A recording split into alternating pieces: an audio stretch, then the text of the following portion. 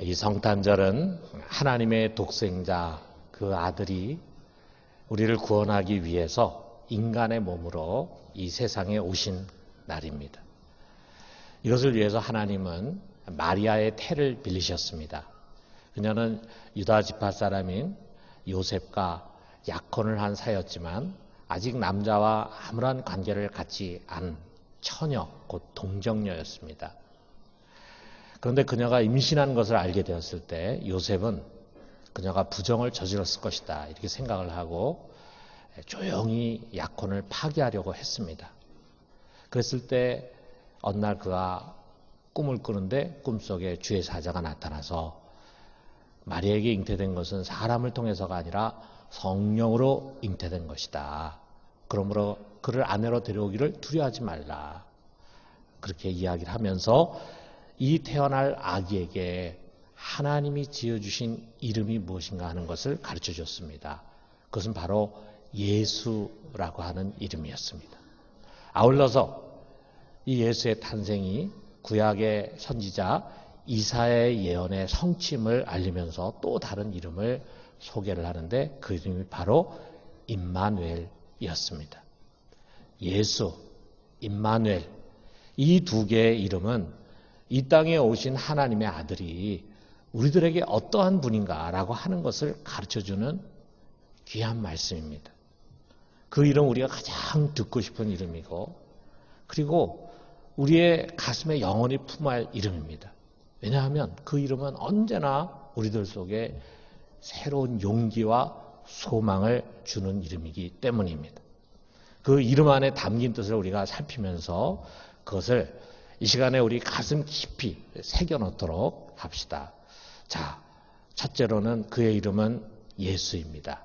21절 상반절에 보니까 아들을 낳으리니 이름을 예수라 하라 그랬습니다. 예수. 참 온 세상에서 가장 아름다운 이름, 은혜로운 이름, 예수죠.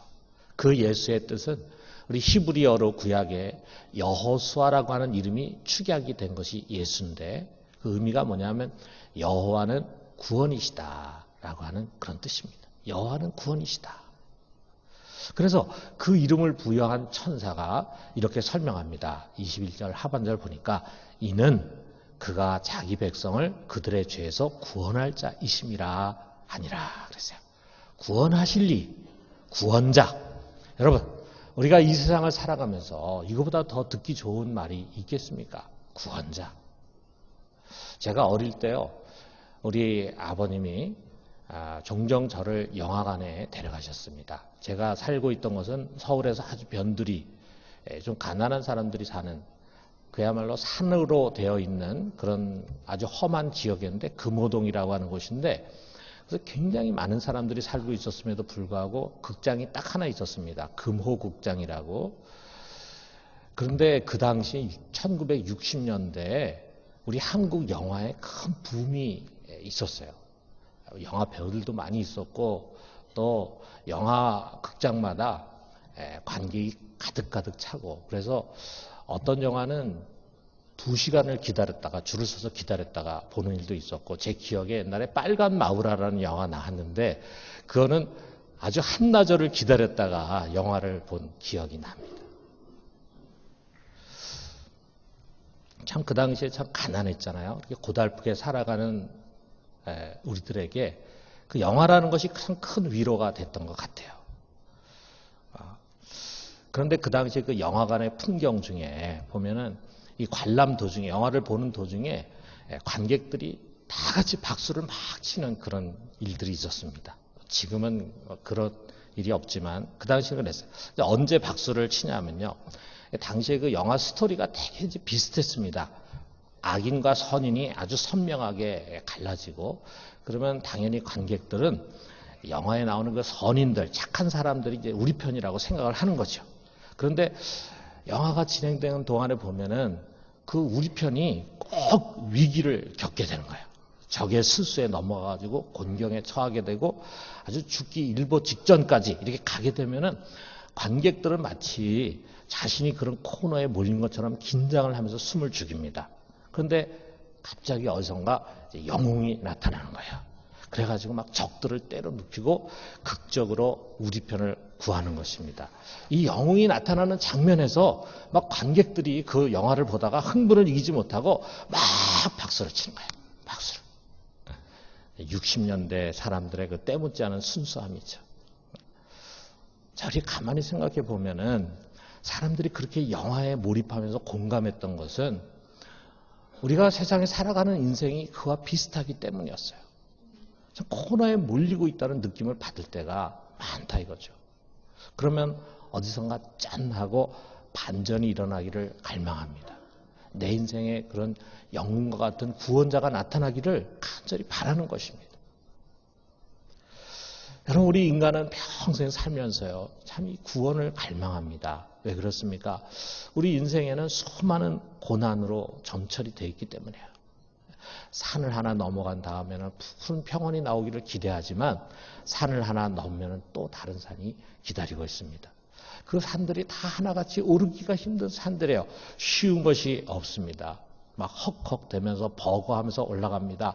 어떤 산은 아예 처음부터 오르지 못할 것 같은 그런 절망감과 두려움에 사로잡히기도 합니다. 또 많은 경우는요, 그 인생의 산을 올라가는데 혼자 올라가야 합니다. 주위에 사람들이 많은 것 같지만 나를 정작 도와줄 사람은 아무도 없어요. 나 홀로 외로운 산행을 해야 합니다. 평생 이처럼 산을 넘고 또 넘다 보면은 마지막에 아주 큰 태산이 나오게 됩니다. 죽음이라고 하는 산입니다. 어느 누구도 피할 수 없는 이 죽음이라고 하는 산을 맞이하게 됩니다.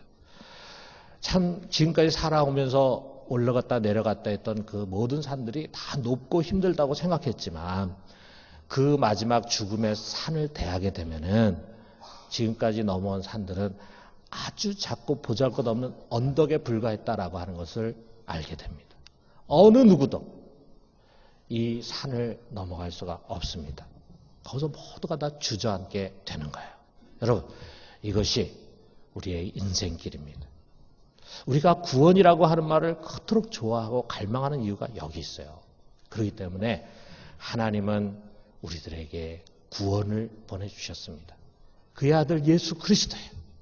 여러분, 그가 오셔서 하신 일들을 우리가 한번 생각해 보십시오. 온갖 불치의 병에 걸린 사람들을 다 고쳐주셨습니다. 귀신 들린 자 해방시켜 주셨습니다. 소경의 눈을 뜨게 하고 귀머거리의 귀를 열어서 듣게 하시고 벙어리 입을 열어서 말을 하게 하셨어요. 죽은 자를 살리시고 풍랑을 잠잠하게 하셔서 배에 탄 자를 구원하시고 먹을 것이 없어가지고 기진맥진하는 사람들에게 물고기 2마리 보리떡 5개를 가지고 5,000명이나 되는 사람을 먹여주셨습니다. 심지어는 어느 잔치집에 포도주가 다 떨어져서 큰 곤경에 처했을 때 물로 포도주를 만드는 기적도 행해 주셨어요. 자, 종류는 다양하지만 이 모든 것이 무엇입니까? 인간의 당면한 문제, 어쩌면은 운명같이 짊어진 고난, 괴로움과 두려움, 죽음의 위기 가운데서 구원을 베풀어 주신 것입니다. 이분이 바로 예수이십니다. 그는 2000년 전과 동일하게 우리 가운데서 여전히 구원자 예수로 서 계십니다. 곤궁에 처한 우리를 불쌍히 여겨주시고 도우시고 구원하는 분으로 계십니다. 우리를 모든 위경에서 건져주시는 구원자, 그 이름이 바로 예수님이십니다. 이제 주님은 자기의 이 예수라고 하는 이름을 믿는 자들 손에 꼭 쥐어주시면서 말씀하십니다. 요한복음 16장 24절에 보니까 이렇게 말씀하세요. 지금까지 너희가 내 이름으로 아무것도 구하지 아니하였으나 구하라. 그리하면 받으리니 너희 기쁨이 충만하리라. 믿는 자의 손에 그의 이름을 쥐어주셨어요. 그 예수의 이름 속에는 신비한 힘과 능력이 담겨져 있습니다. 여러분, 오늘도 21세기 살아가는 오늘도 세계 곳곳에서 수많은 그리스도인들이 그 이름을 붙들고 그 이름을 믿고 그 이름을 의지해서 다양한 구원을 경험하고 있습니다. 그러므로 여러분, 낙심하지 말고 포기하지 말고 그 이름을 의지해서 여러분이 당면한 모든 어려운 문제 가운데서 도움을 구하십시오. 구원을 간청하십시오. 그러면 받을 것입니다. 그리고 그것을 체험할 때 그 기쁨은 이 세상의 어떤 것으로도 비견할 수 없는 것이 될 것입니다. 자, 그런데 우리가 중요한 것을 잊어서는 안 돼요. 그 당시에 병 고침 받고 그리고 여러 가지 어려운 문제에서 해결받고 기적을 경험한 사람들은요, 그가 여전히 영웅으로 그들 곁에 남아있기를 원했을 거예요. 그런데 그런 사람들의 바람과 달리 예수님은 어느 날 사람들에게 붙들려서 고난을 당하고 마침내 십자가에 못 박혀 죽으셨습니다. 그를 따르던 사람들이 처음에는 실망했죠. 그러나 훗날에 그들은 깨닫게 됐습니다. 이것이 인류를 구원하기 위한 길이었다고 하는 사실을 알게 됐어요. 그의 죽음은 우리가 겪는 모든 불행의 근원, 병과 고난, 그리고 죽음을 만들어내는 그 공장을 폭파시키는 일이었어요. 그 모든 것을 만들어내는 공장이 뭡니까? 그게 바로 죄라고 하는 것입니다. 죄에서 우리를 구해서 더 이상 그와 같은 불행과 고난을 당하지 아니하고 영원히 축복된 생명을 누리게 하기 위해서 그는 육신으로 아기로 세상에 오시고 그리고 십자가에 못 박혀 죽으시고 그리고 사흘 만에 부활하신 것입니다. 그러므로 우리가 아까 읽었지만 이렇게 말씀하시죠. 21절에 보니까 이는 그가 자기 백성을 그들의 죄에서 구원할 자이심이라 하니라. 여러분, 우리 하나님이 그의 아들 독생자를 보내셔서 궁극적으로 우리에게 주시고자 하는 것은 바로 이 구원의 선물을 받는 것입니다. 그러므로 우리 모두가 예수를 믿고 이 죄로부터 구원받을 수 있게 되기를 주님의 이름으로 축원합니다. 자, 두 번째로 그의 이름이 무엇이냐면 바로 임마누엘이라는 이름이에요. 23절에 보니까 자, 23절에 있는 말씀 같이 한번 읽어봅시다. 보라, 처녀가 잉태하여 아들을 낳을 것이요 그의 이름은 임마누엘이라 하리라 하셨으니 이를 번역한즉 하나님이 우리와 함께 계시다 함이라. 처녀가 아들을 낳으리니 동정녀 마리아가 아들을 낳는 것을 지금 예언하고 있습니다. 그 아들, 다시 말하면 예수 그리스도, 그의 다른 이름이 무엇이냐면 임마누엘이라 했죠. 임마누엘. 그 임마누엘의 뜻이 무엇인지까지도 여기 성경에 설명하고 있습니다. 번역하니까 하나님이 우리와 함께 계시다. 이것입니다. 여러분, 우리 제 아내와 저는요, 결혼하기 전에 서울에서 살았습니다. 그런데 뭐 서울이 넓다는 거 여러분 아시잖아요. 자, 우리들 집이 버스로 한 40분 정도 걸리는 거리로 이렇게 굉장히 떨어져 있어요. 먼 거리에 떨어져 있었어요. 저는 저쪽 서쪽에 살았고 우리 집사람은 동쪽에 살았는데 둘이 이제 열심히 연애할 때는요, 같이 만나가지고 한참 데이트하다가 그 다음에 이제 어수룩해지면 버스를 타고 아내를 집에다 바래다 줍니다. 그리고 집 앞까지 갔다가 도저히 헤어지기가 뭐해가지고 다시 또 돌아와가지고 버스를 타고 이제 저희 집으로 갑니다. 저희 집으로 가서 그 다음에 거기에서 좀 있다가 다시 또 버스를 타고 우리 집사람 집으로 갑니다. 그래서 집에 데려다 주고 이제 저 혼자서 다시 버스를 타고 집에 돌아오면은 거의 자정 가까이에서 돌아와요. 그런 일들이 여러 차례 있었는데 도대체 왜 이런 무모한 일들을 계속해서 합니까? 같이 있는 게 너무 행복하니까 그렇다 이거죠. 너무 행복하니까. 그래서 안 되겠다. 이거 시간 낭비고 돈 낭비다. 우리 결혼해가지고 같이 살자 해가지고 이제 결혼을 했어요. 그런데 어느덧 시간이 흘러가지고 이제는 제가 며칠 집회 갔다 온다 하면은 아내는 아주 은근히 휴가를 맞는 것처럼 좋아합니다. 그리고 우리 집사람이 서울 친정에 가가지고 며칠 있겠다 그러면은 저는 겉으로는 굉장히 아쉬운 척 하지만 속으로는 자유다 해가지고 아주 기뻐하는 그런 관계가 됐어요. 여러분, 사실 우리가 늘 함께 있는 사람의 소중함을 망각하기가 쉽습니다. 자, 누군가 함께 있다는 거, 이게 얼마나 귀한 일이고 복된 일인지 몰라요. 홀로 남겨지게 됐을 때 우리는 비로소 그 사람의 소중함을 알게 됩니다. 여러분, 혹시 캐스트 어웨이라고 하는 영화를 보셨는지 모르겠어요. 어떤 남자가 이제 비행기 사고로 무인도에 홀로 남겨지게 되는 이야기입니다. 정말 이 섬에는 아무도 없어요. 그런데 아무도 없는 곳에서 그가 오랜 시간을 견딜 수 있었던 것은 누군가가 있었기 때문이에요. 그 누군가가 누구냐 하면요, 다른 것이 아니라 바로 윌슨이라고 하는 회사에서 만든 배구공이었어요. 배구공. 그런데 주인공은 그 배구공을 미스터 윌슨이라고 이렇게 부르면서 그와 대화를 합니다. 대화하는데 다시 말해서 그럴 때 사람처럼 대하는 거죠. 근데 그것이 그에게 얼마나 큰 위로가 되고 있는지 그 영화 가운데 아주 절절히 흐르고 있습니다. 사람이 아니에요. 그냥 공이에요. 그런데 그를 사람으로 생각하는 거예요. 그가 섬을 탈출하는 과정에서 이 미스터 윌슨을 같이 데려가다가 그만 이 미스터 윌슨이 떠내려가게 돼요. 그를 잃어버립니다. 그러자 그는 아주 너무 깊은 고독 속에서 절망을 하게 됩니다. 물론 나중에는 이제 구원을 받게 되지만 여러분 정말 누군가 내 곁에 있다는 것이 얼마나 소중한 것입니까? 더구나 서로 사랑하는 사람들이 함께 있다면 더욱 행복하지 않겠어요? 임마누엘, 하나님이 우리와 함께 하기 위해서 오신 거예요. 그가 바로 성자 하나님 예수 그리스도이십니다. 그리고 그가 우리를 위해서 죽고 부활하고 승천한 다음에 성령 하나님 보내주셨어요. 그 성령 하나님은 예수의 이름으로 오셨어요. 그리고 우리의 몸을 자기 집으로 그의 성전으로 삼아서 우리 안에 내주하시고 그리고 우리와 함께 영원히 함께 하십니다. 여러분, 우리 주님은 섬김과 예배와 경배의 대상이 아니라 나의 친구가 되고 나를 사랑하고 사랑을 받는 친밀한 관계가 되기 위해서 오신 거예요.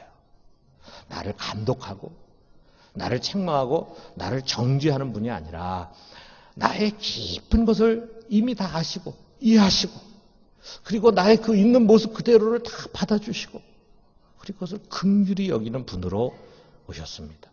나를 도우시고 사랑하되 어디까지 사랑하시는가? 자기 목숨을 아낌없이 내어줄 만큼 사랑하시는 분으로 오셨어요. 이것이 바로 임마누엘입니다. 그러므로 여러분, 주님과 함께함이 우리의 기쁨입니다. 우리가 모든 것을 다 잃어버린다 해도 주님이 내 곁에 계시다면 여러분은 모든 것을 가진 자입니다. 여러분, 그분이 나와 함께 하는 것을 아는 것이 용기의 근원입니다. 문득 우리가 보이지 않지만 그를 잊고 있다가 갑자기 믿음의 영안이 열리면서 그분이 내 곁에 계시다라고 하는 그 느낌을 갖게 될 때 놀랍게도 모든 두려움이 순식간에 다 사라져버립니다. 그는 나의 힘이 되신 여호와이십니다. 그분이 나와 함께 하심을 믿을 때 여러분 우리 속에는요 소망이 생겨나게 됩니다. 소망이 샘솟듯이 일어납니다. 아무리 큰 문제에 부딪히고 절망적인 상황에 처했다 해도 그와 함께 그가 나와 함께 하심을 믿게 되면은요 희망이 솟구칩니다. 될 수 있다. 정말 잘 될 것이다. 길이 있다. 정말 좋은 길이 열릴 것이다. 이성적으로 보면은 그런 생각을 가질 만한 처지와 상황이 전혀 아닌데도 불구하고 주님이 나와 함께 있다라고 생각하면요 그런 믿음이 생기는 거예요. 왜 그렇습니까? 나와 함께 하시고 내 곁에 계신 분은 엘샤다이 하나님, 전능하신 하나님이기 때문입니다. 여러분, 하나님이 우리에게 주신 이름 예수, 구원자, 임마누엘, 우리와 함께 하시는 하나님. 여러분, 이것은 이 세상, 광야와 같은 세상을 살아가는 우리들에게 가장 소중한 보물입니다. 생명보다도 더 소중한 재산입니다. 여러분, 다른 것은 다 잃어버려도 우리 이 이름은 꼭 붙들어야 합니다. 이 이름을 가슴판에 새겨야 합니다. 이 이름을 가지고 우리 모든 인생의 산을 뛰어넘어야 합니다. 그리고 마지막에 죽음의 산도 우리는 뛰어넘어야 합니다. 그래서 우리 모두가 승리의 멸관을 얻을 수 있게 되기를 주님의 이름으로 축원합니다.